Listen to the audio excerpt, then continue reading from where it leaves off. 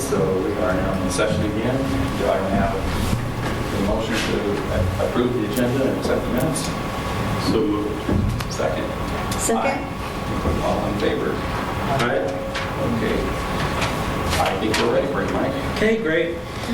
Okay, so remaining community events for the year, we have two now. Farmers markets all wrapped up. So the first, and I passed out some of the business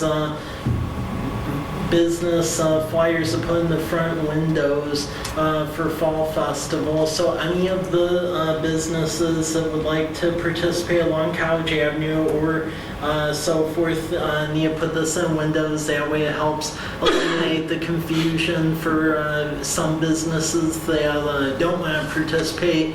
Overall, most seem to now, especially since we moved away from the first year faux pas when we had like ghosts and stuff on the poster. So we usually have pretty high participation rate on that. Also, the advertising for Fall Festival, I'll adjust the poster a little bit, but luckily we will have a bouncy house again this year and the balloon twisting thanks to Andy's Market, and then Pacific Power came up with the remainder of that. So that'll be on Thursday, October 31st from 3 to 6 p.m. What's going to be happening too is once again we'll be directing folks to just go up and down College Avenue. Historically, the university does participate as well, so typically as long as the weather holds out, there's a lot of people going up and down the street, and we market it. We're really, the trick-or-treating goes like from Beeline and Happy Wander all the way down to Rogers Bakery, so that's how it's marketed. The police and fire department, they'll have the maze again in the fire department, as well as photo opportunities. The police department actually built like a fake jail thing that kids are getting their photos taken. They've actually augmented it this year, so it's going to look quite interesting. And then they'll also have the vehicles and so forth to show the kids as well. Farmers market setup, we are accepting sign-ups for that. The flyers on the website, because we do allow vendors to sell at the Fall Festival. What we're going to do this year though is the vendors are going to be up and down the fire department driveway, and we'll shut that down. So the fire department, they'll just dispatch out of the back toward Birch, because last year we closed off half the parking lot, and it turned into a disaster where I was actually having to do traffic control with the city clerk and shut down the parking lot again, then open it, then shut it down again, because there wasn't a clear way to get out. So we're going to actually keep the parking lot open for parking and then just shut down the driveway. So, but yeah, that'll go from 3 to 6 on October 31st. So do what you can to get the word out. I talked about it on my Columbia Basin and the Grapevine and KUJ.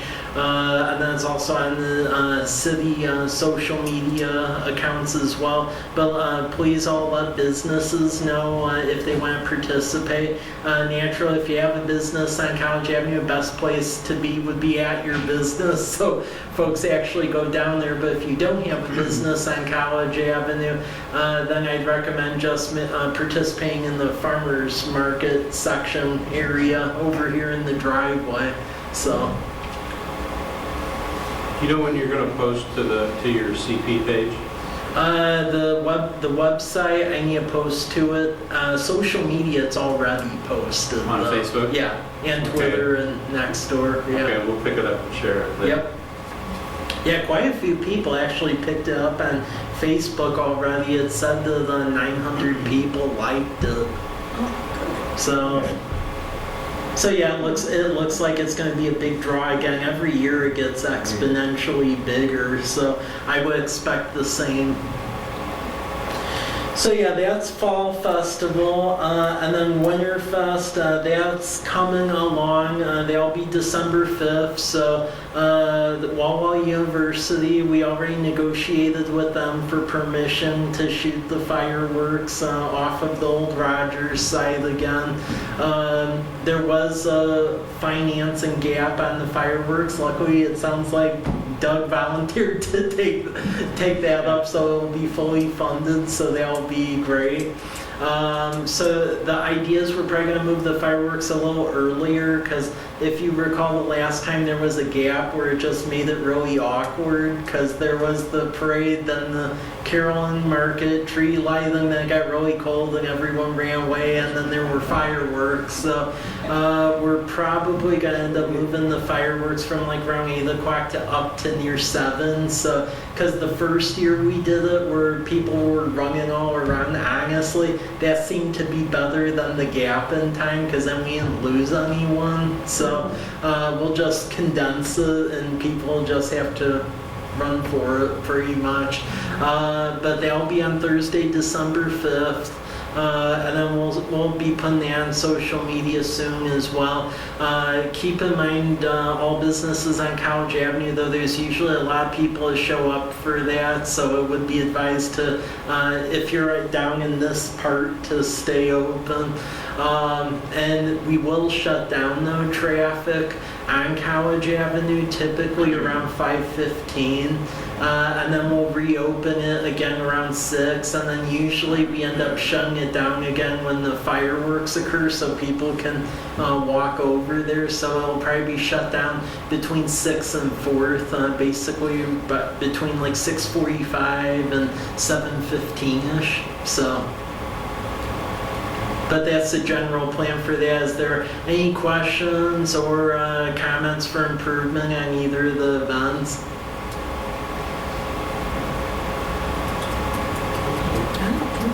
Okay, great. Okay, next one is the Rural Library District update. So we are in the Rural Library District now.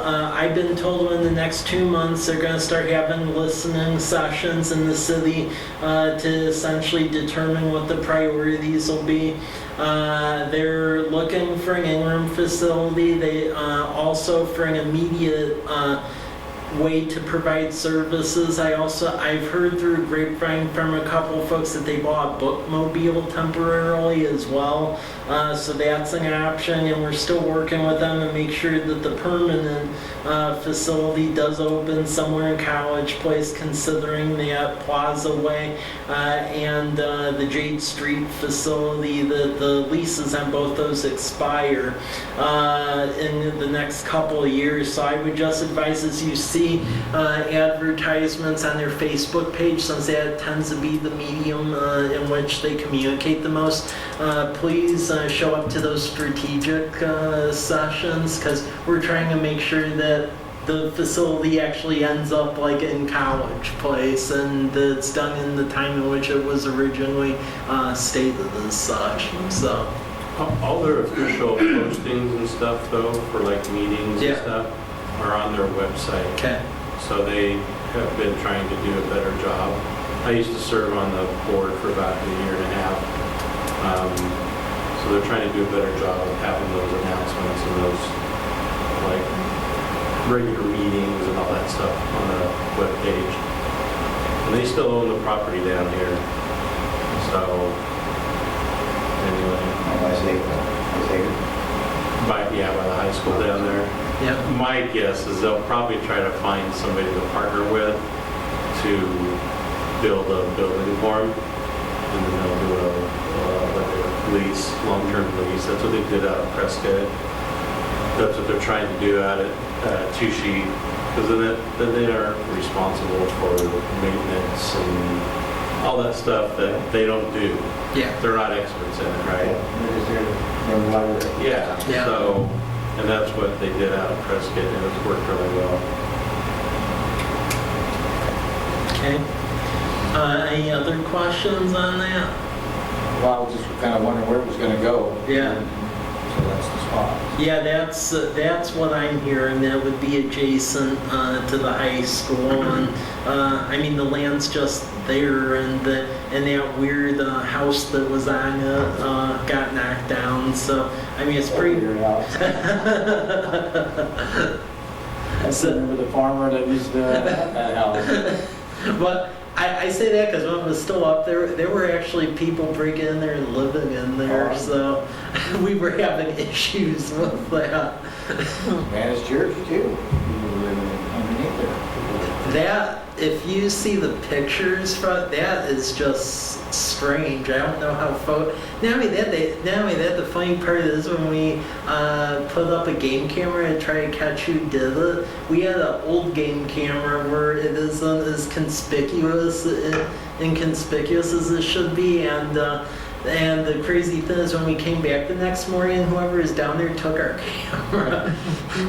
They took the security camera, so we've since gotten a better one where it can like hide out better. But yeah, just really strange. Where's that at?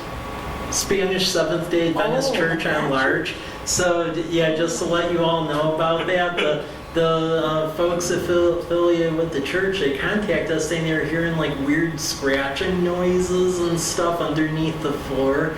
And in the older church, there's actually like this like crawl space that's underneath there. And our officers went down there, and basically there was laptops, TVs, cooking equipment down there. They actually spliced the electrical service that fed Spanish Seventh-day Adventist Church, where they actually had like a full electrical system down there, and then they tied cardboard to the floorboards, where they even subdivided it into rooms. But they left all kinds of needles and excrement and other stuff down there. So they've since boarded it up and secured it better, where they haven't had a reoccurrence of the issue. We were trying to catch who did it, but our camera got stolen. So and since we bought a new camera, we put it over there. We haven't caught anyone since then. So I just guess they got the message when our camera disappeared. So, but yeah, that is really strange. It was actually underneath the whole entire thing, and they had subdivided in rooms. I mean, they were down there a while. In the new construction part or No, the the old older part? part. In the older part. Yeah, Wow. yeah. Just goes to show you, people are interesting that way. Yeah. That's crazy. And sneaky. I'm surprised they were able to sneak down there that long and get that much. I mean, there's a lot of stuff down there, so yeah. Okay, next one is a development code update. So just give you an update on that. It did pass planning commission. 3 votes for, 1 vote against. It's going to be going to city council. So it was introduced at the workshop this past week, and then there'll be a formal presentation at it tomorrow night, and then it'll go for action on October 22nd. But that's generally the game plan for the development code, and there's actually quite a bit of development activity waiting on it, just because it's easier to do cottage housing and accessory dwelling units and other things once this takes effect. So there's actually quite a few people just like waiting to see what will happen. So that's pretty much the status on that, though. There were a couple of comments submitted by some neighbors and people in the city about just outright trying to ban vacation rentals. We, at least on planning commission, and then the basic discussion with city council, they still don't feel that that's the right way to go. We should be regulating it as opposed to just outright banning it. The one discussion that did come up during this, and it's not ready yet, but it'll come later and it'll go through this body, just to give everyone a heads up on it, is the whole industrial hemp operation over on Large Street. We begin we've been getting significant complaints on it since the plants matured. They really smell now. And we received a directive from our new mayor to develop regulations about that because really it's not appropriate in the middle of a residential neighborhood like that. But the problem is since it's the whole thing is run by a Department of Agriculture, you can't really use any of the other regulations on the book. We just have to be careful about it because no matter what we write, from what I can tell, we would be the first ones to be doing stuff having to do with industrial hemp. But the outcry, especially the last couple weeks as they've matured and the smell has gotten more intense, has gotten to a point where we feel we have to do something because the smell's a lot more potent than it was earlier. So. And while the person who is doing the farming operation, he's made the determination that he's not going to do it again next year. There are people in the immediate area who apparently now thought it was a good idea and may be trying to do it. So we're going to have to deal with it. Otherwise, this is going to be a growing problem. So. I just thought I'd let y'all know because that was a little bit of an about face from our earlier dealings with it, but the experience has been such that even though we were trying to avoid being the first ones, because then typically you get sued and that's never a good thing, but unfortunately we feel we don't really have a choice in the sense now others seem to think it's a good idea, so.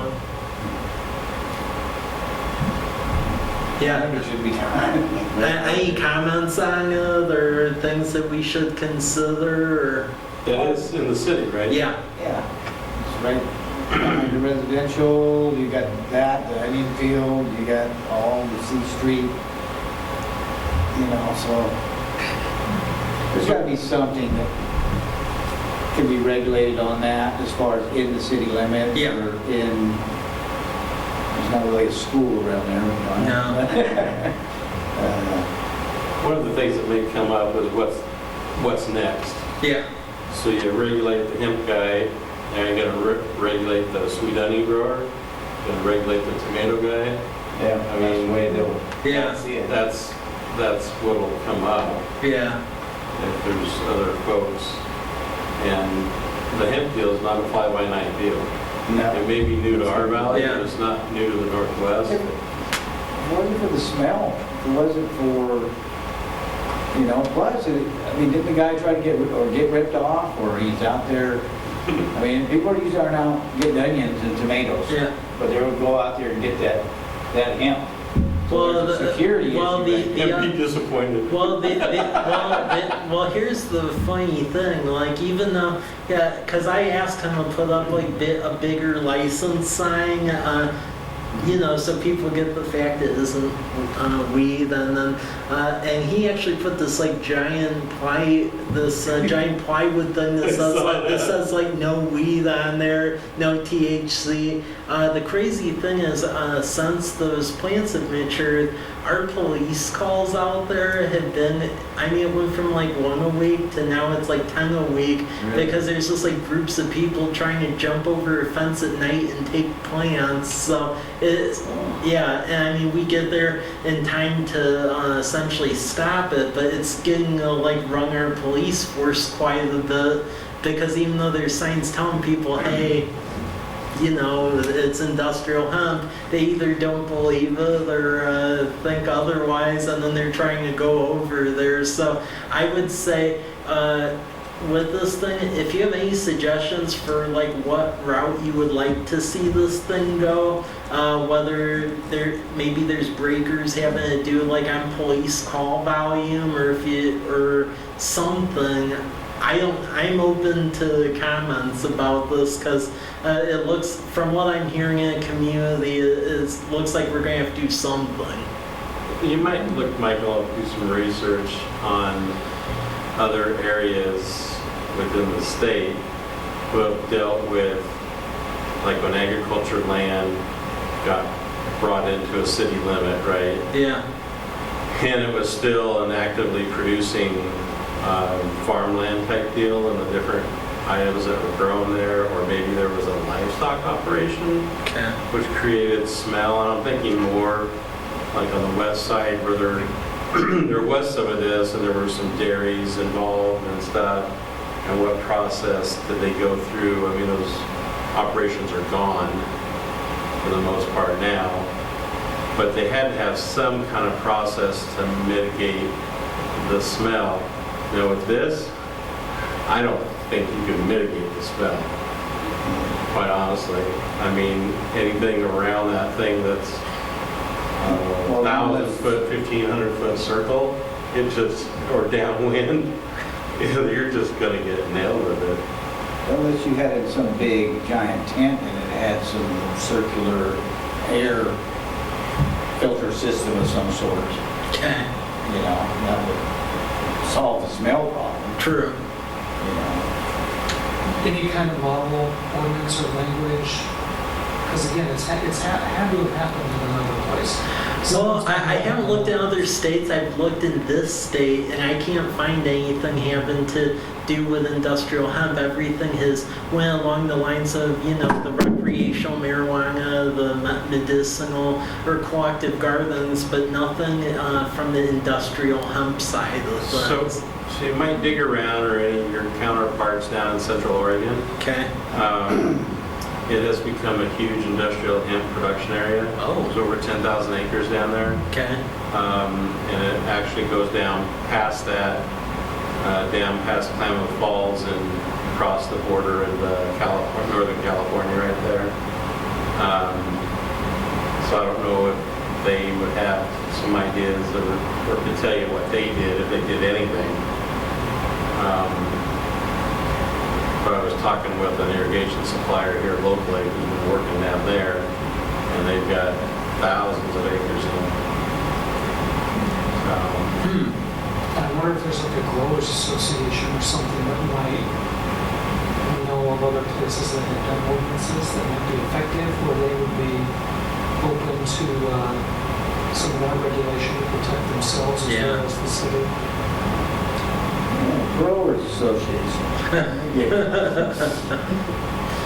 Luckily, we have time on it. We're going to try to get something in place if we can by like next spring, before there's a reoccurrence of that, because the smell's actually traveling more than it did. So yesterday I was out bicycling on 12th out by Large. You can actually smell it all the way down there. Huh. Yeah, I know, stuff you learn. So even though that's not in this development code proposal, I just want to give everyone a heads up, mainly because of the number of complaints and calls and just general craziness that has happened with this as of late. So, okay. There's no comment on that. Other thing I wanted to bring to your attention as well is we're starting to get into our budgeting process for fiscal year 2020 and then beyond. One of the things that we do every year is we try to do a 6-year plan for, in essence, capital facilities, infrastructure, equipment, and then information technology. It's taken a while for a website to come up, but please take a look at that and let me know your thoughts on that. Deferred capital, infrastructure, and everything is still, we still have a ways to go, but we're getting better from how we were, which is a good thing. So last year, we had a backlog of about $82 million across all of the utilities. And since that time, it's gone down to 69 million. So that's still high, but at least it's going in the right direction. so that's a good thing. General projects we're going to be doing for next year. I would have showed it to you, but it's having a problem with the website coming up for some reason. So general projects, just to let you all know about, is we're going to be paving Lamperty. We weren't able to do that this year because the bidding environment was so tight. Meadowbrook, we have a grant in to potentially resurface that. 10th Street between Birch and College Avenue. We're actually going to be dealing with that with the stormwater utilities. So resurfacing it and then actually putting in legitimate curb and gutter and somewhat of a sidewalk. We're trying to figure out the right-of-way situation and that.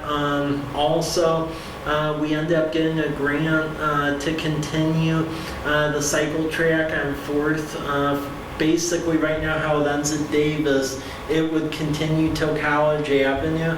The good part about it is with this grant, it also includes money to put in the pedestrian street lamps, just like College Avenue, all the way down 4th Street. So that would be the...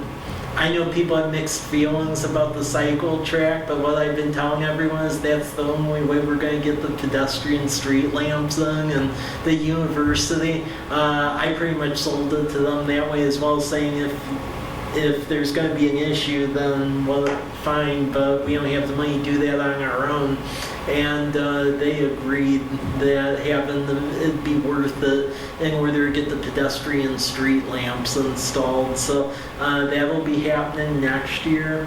And then also we believe that we'll potentially begin legislative appropriation to cover rebuilding Cedar and Damson Street. It failed this last year because basically a weird negotiation happened in the Senate, ended up getting it thrown out of the capital budget, but the legislators, they seem to think that it can go somehow next year. So we positioned it where all the engineering on both Damson from Cargill to Rose and then Cedar from C to A will occur. And the last thing which we just got news about is our attempt to get a state community development block grant was actually successful for once. So we actually got about $500,000 to build sidewalks on 12th Street from College to Bade, and then that section of Bade Street that has no sidewalks from like 10th to 7th and then 6th to 5th, that will get sidewalks too, and then sidewalks along Davis from 3rd to Whitman. Awesome. Yeah, so the state finally agreed with our methodology about the fact that the census block group is low income. So, because the past years they kept trying to kick us out of it for that, and we finally got it this time. So it looks like we'll be able to be building all those sidewalk segments next year. So, Good deal. Outstanding. How does the, so you did the well out here Yeah. on Pepper Bridge and stuff. Does that play into this part of the budget, or yeah, that or is does. that all grant driven? No, that plays into that part of the budget too. And keep in mind, in this capital facility plan, we also do include the grant sources. So it's in there and you'll see it. Pretty much what ends up happening is really the only way the projects here get funded is if we're able to get a grant. We just don't have enough local money to do it ourselves. If you look at the finance capacity of most of the projects here, between grants and then developer contributions, that actually comprises like 49% of all the total expenditures for capital facilities. So really locally through our own money, it's only about like the 51%, 49's like other people's money. So, and then as far as that other well, we'll get into another part about that part of the town a little later in this meeting. So any questions about that? Take a look at it, let me know. We'll go over the capital facility planning at length the next meeting, so take a look at that website because ultimately city council approves that, so we like having buy-in from all the advisory commissions, so take a look at it and let me know. Okay.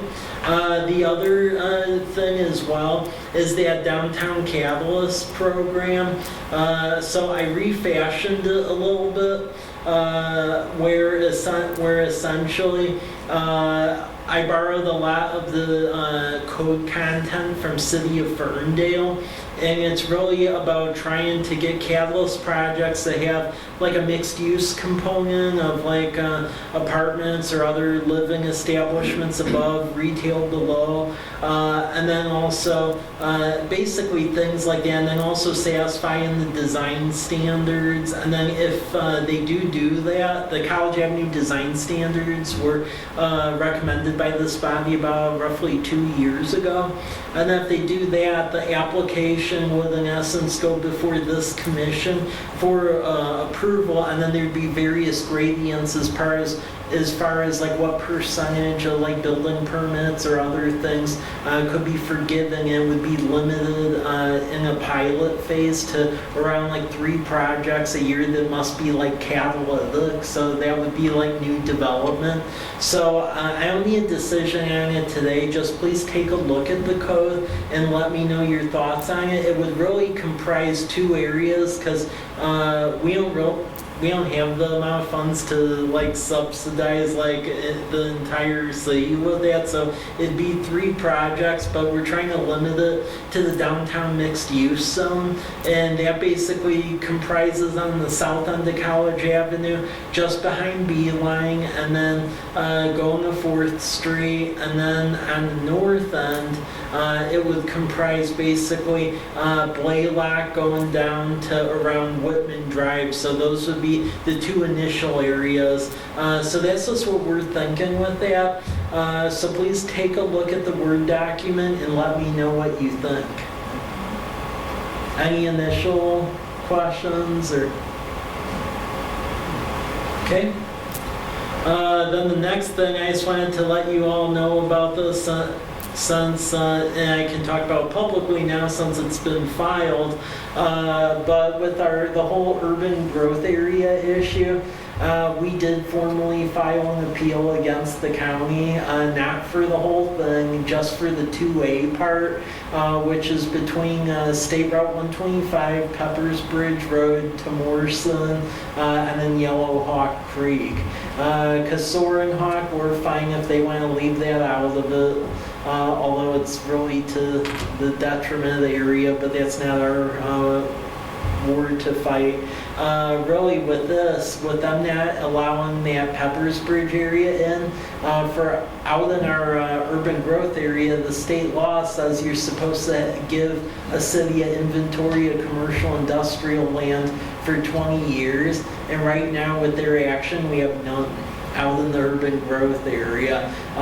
So that isn't fair. And then also, you're supposed to be channeling urban development out into basically areas that have infrastructure. And our Southwest Sewer is going to be right across the state highway, and that area has an active looped water line now that we own. So that again is against the Growth Management Act. And then we're also fighting it from a population projection standpoint, because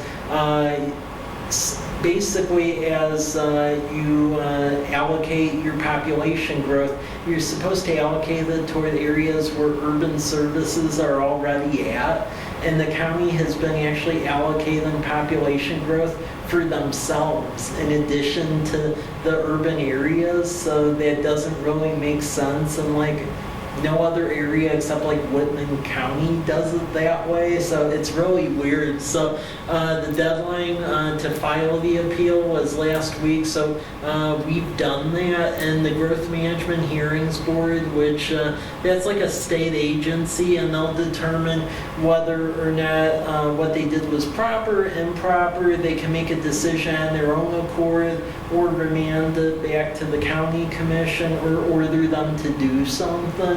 So they basically, per state statute, have about 10 business days to tell us, Growth Management Hearings Board, what they're going to do. They can first order mediation.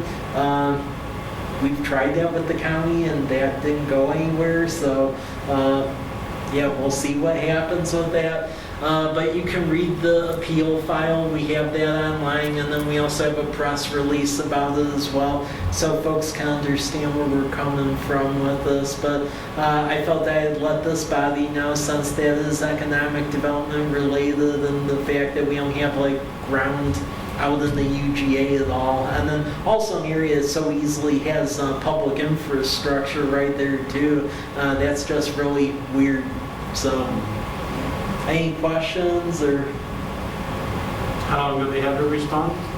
Growth Management Hearings Board has 10 days to 10 business days to respond if they'll accept this, or if they feel that this is like a bogus appeal, or if they need clarification. Typically in cases like this, they'll just assign a date in which the hearing would start. So we expect that this will be a fairly quick process. We think it'd be a lot more drawn out if it was like the whole thing. But there's specific RCW cited in this where we feel it's a frankly cookie cutter appeal. That's good. Yeah. Well, it bugs me that we have to go through all this, but they left us no choice. I mean, it gets to a point of how many more times are we going to get punched in the face before we punch back? Because their action already destroyed 2 business deals out there. Yeah, it already destroyed 2 business deals. And I mean, the issue that I'm having, although I disagree with it, but the site selectors ultimately, what they say has more weight, so my opinion doesn't really count in this case, is the fact that for economic development purposes, a lot of these retailers and food places, they really feel that that side of State Route 125 has to pop before Mike and Craig's property can pop, the commercial piece. They feel that if that side was activated, then you would have the traffic counts to be pushing stuff up College Avenue. But that's the issue I'm having at the moment. Now, luckily, the big box for Mike and Craig is still interested, but as far as places that would be interested, like on the outside lots of the big box, that's what, and really other uses, that's what's calling it into question. The fact that they feel the other side of 125 needs a pop before they can develop up that way. So yeah, that's why this is so important. And on the other side, that looped water line that serves that area, that's all done and active. And Christ Community Fellowship, they're hooked into it now. And the well's just about ready to be constructed, the well house. The well's already been dug in, flow tested. Some of that water accidentally ended up out at the high school. Oops.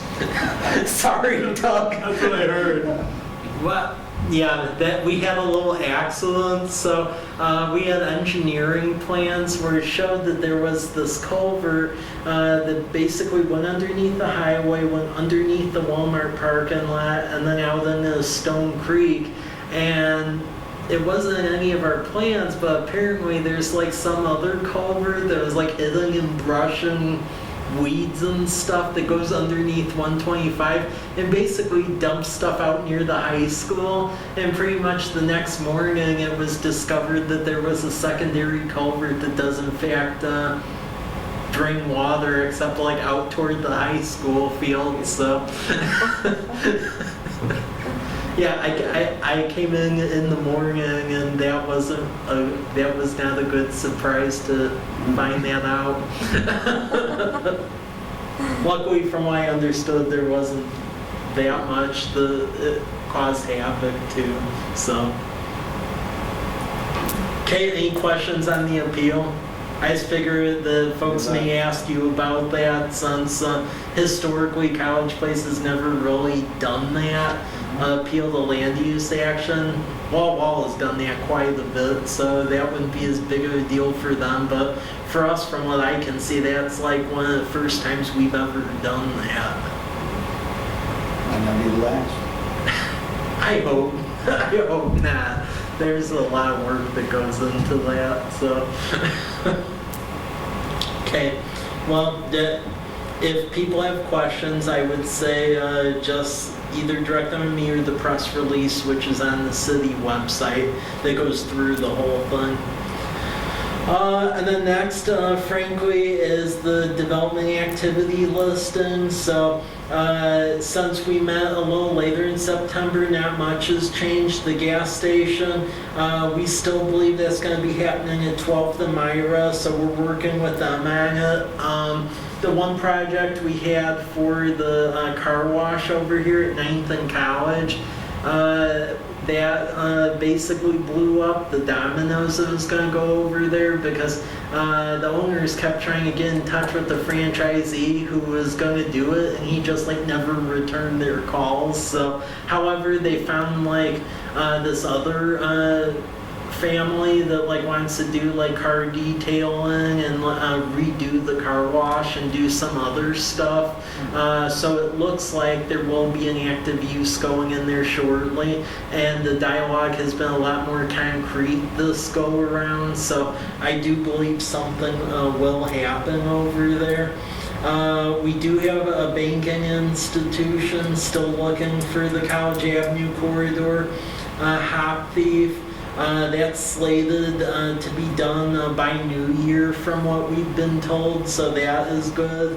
Then there is a fast food place looking across the highway. There is a hotel also looking at going on the Meadowbrook site, which is good, and negotiations on that have been going along at a good clip. Project FM, which is the big box. We've just been having to meet their benchmarks so they continue to be interested in our location, and we have been doing that. So the latest is the city. I did get authorization from City Council to obtain 5 acres from Charlie Conan for the lift station. So we are satisfying various timelines that they've established to be in the running, so that's a good thing. Human Being, the plans were released today, so they should be turning dirt on that like now. They seem to be ready to go. So What's the location of that? Human Being is right behind Home Depot. It's that little tiny outlet that has like, it looked like at one point in time they maybe have for sale sign that like fell over. It's Yeah. like there. Yeah. Gotcha. Yeah. So that's going. Project BK, that will be taking place next spring. So that's going to be a fast food place again, and yeah, take a guess what that stands for, but the contract's been signed on that, so that's actually definite. I've just been asked not to because they'll be doing a press release themselves soon.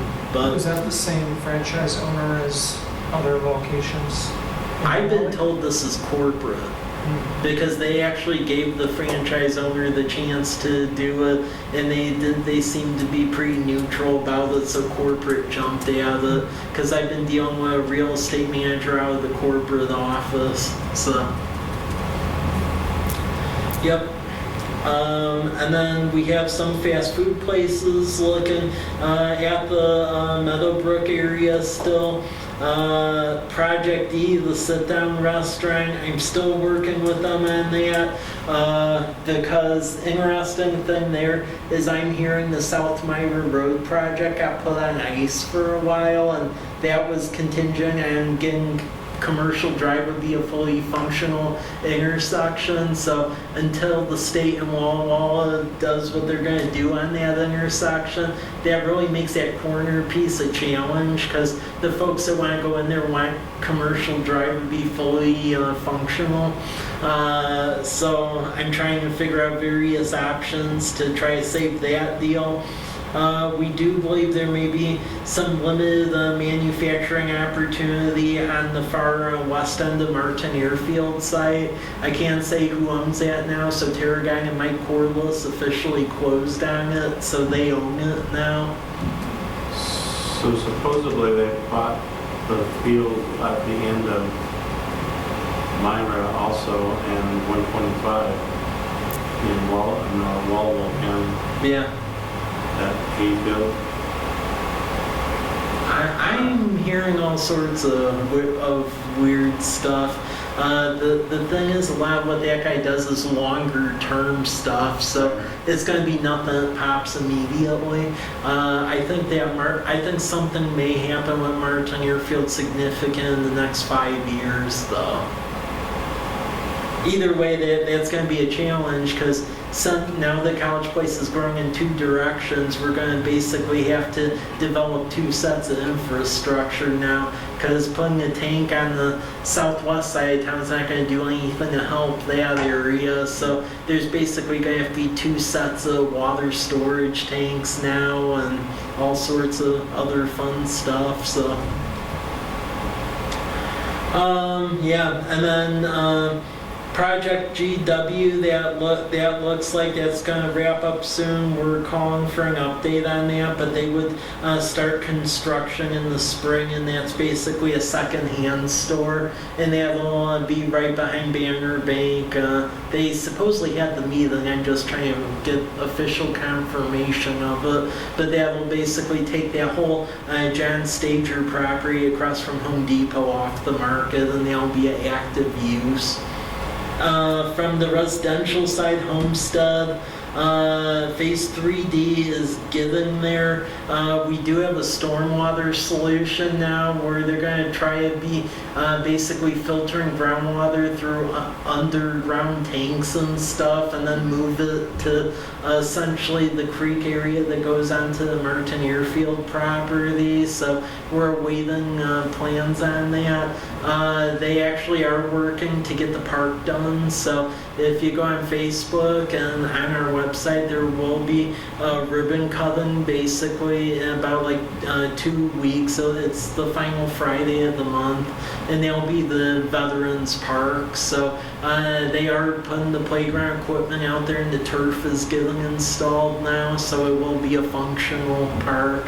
And then Domes is, right now they put curb and guttering until 4th Street, and the plan there is to have Domes at least be fully paved up to 4th, and then they're going to work on the underground stormwater issues through the winter and spring.